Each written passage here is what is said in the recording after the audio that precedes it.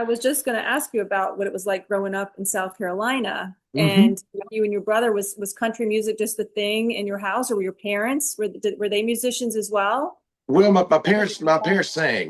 We grew up in a very church setting background, and Mm. just Southern Gospel, Southern Baptist, and so we were at church every Sunday. I grew up into singing. Ever since I was a kid, I always loved singing, and I remember at one of my youngest ages, I'd always my mom always had Linda Ronstadt going on in old Calais, and so I would and that time I had a really high voice. And it's like I would just sing, I would belt to the top of my lungs. Of all it was that one record with her and Aaron Neville, more or less. They had a bunch of songs, and but I just remember that kind of. We grew up around that. My mom and her sisters all grew up singing. They sang around churches around the South and whatnot, and they were actually called the Lewis sisters. So that's a fun fact. Is Really? that That a lot right? of people know. It's my mom's Latin maiden name is my first name. So, but Oh, yeah, they actually came to the three oldest sisters, Aunt Henrietta, Aunt Judy, and Aunt Laurie. They came up to Nashville and they recorded on Music Row oh, cool.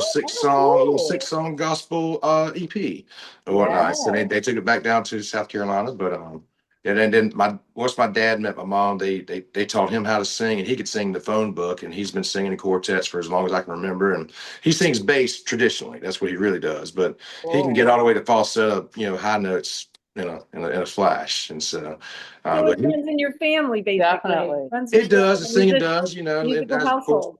yeah. So we grew up in a musical household, and but really we kind of grew up on gospel when I was younger, Yeah. and then latter years when I was probably out bed in middle school was kind of where we first started kind of listening to country, and a lot more country. And that's back when it was like Walker, it was Garth Brooks, it was Travis Tritt, it was Yeah. Shenandoah, stuff like that. So that's the first earliest country music, and then just evolved with there. But then I got into rock and roll a little bit. I do love rock and roll. Rock and roll's in my soul. Yeah. Country's in my heart. Southern rock, like some Southern rock. Oh yeah, Yeah. Southern Rock. Those was first. That's like Guns N' Roses, your Marshall Oh, Tucker yeah. Band, Leonard Oh Skinner, yeah. Aerosmith, Yes. Black Crowes, Pearl Hmm. Jam. So Hmm. that was Did you my see that the Black Crows are just now out with a new album too? yeah. I mean, Yeah. Go ahead. it's Well, really good. yeah, no, yeah, their music was good. We actually, my brother and I, we don't get to hang out a whole lot outside of touring, and we random had a night.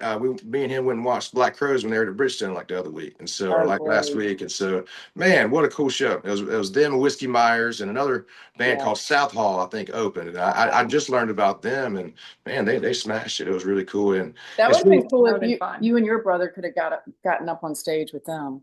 yeah. We would rock out with them. We can hold a That candle would with Yeah. be those great. guys. Yeah, Yeah. man. Was there a moment, Lewis, growing up when you realized like, hey, this could actually be a career for you?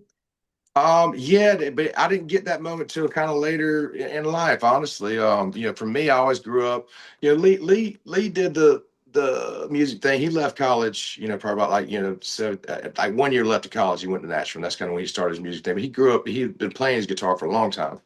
I got my first guitar when I was 11, but I never really played it a whole bunch and stuff like that. I did, but I wouldn't like that wasn't my passion. I was more of a science guy, and Okay. and for some reason, I love like biology and anatomy, and I got a crazy dream in my brain. When I was a senior, I was like, oh, I think I'm gonna try to go to chiropractic school. I want to be a chiropractor.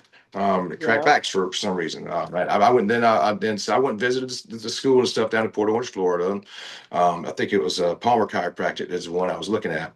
And they had another one in Atlanta called Life Chiropractic, and so I went and looked at those schools. But it took I went to college. Went to my hometown in Sumter for college for about a year or so. Then I went down to Charleston, and I kept going to school. I ended up getting my associate's in science. It wasn't in 2 years, but it was more, but life was in the way.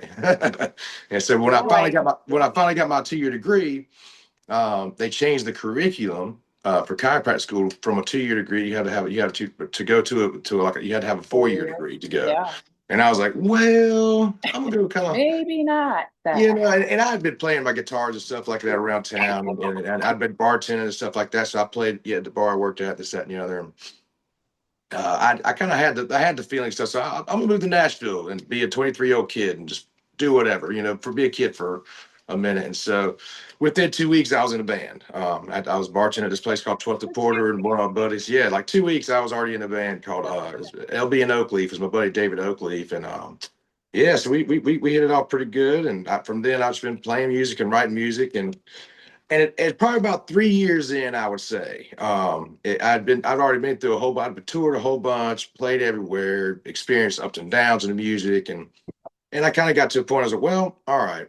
And I was trying to balance working, doing other jobs, and music, and I was like, and I just wasn't seeing a lot of advancement in the music, and so I was like, all right, if I really want to make music my life, I have to do that. And so I literally just dropped bartending, I dropped everything, and I figured out my way. I learned like 25 cover songs, and then I started going out to Key West a bunch, playing music. Then I would just tour everywhere and play, just to, for not for a whole lot, but I would make enough money to pay my bills in Nashville, and that way I could stay in there and write, and this, that, and the other. So from there, it's always progressed. And I've always tried to keep my career kind of like that. And so That's super it's cool. been a fun road, but a lot of grit, a lot of work. But Yeah. for me, the work, I tell everybody, the work is the grind, and the grind of it is the driving, the writing, the making the music, the figuring out when to put the music out, all the behind the scenes stuff.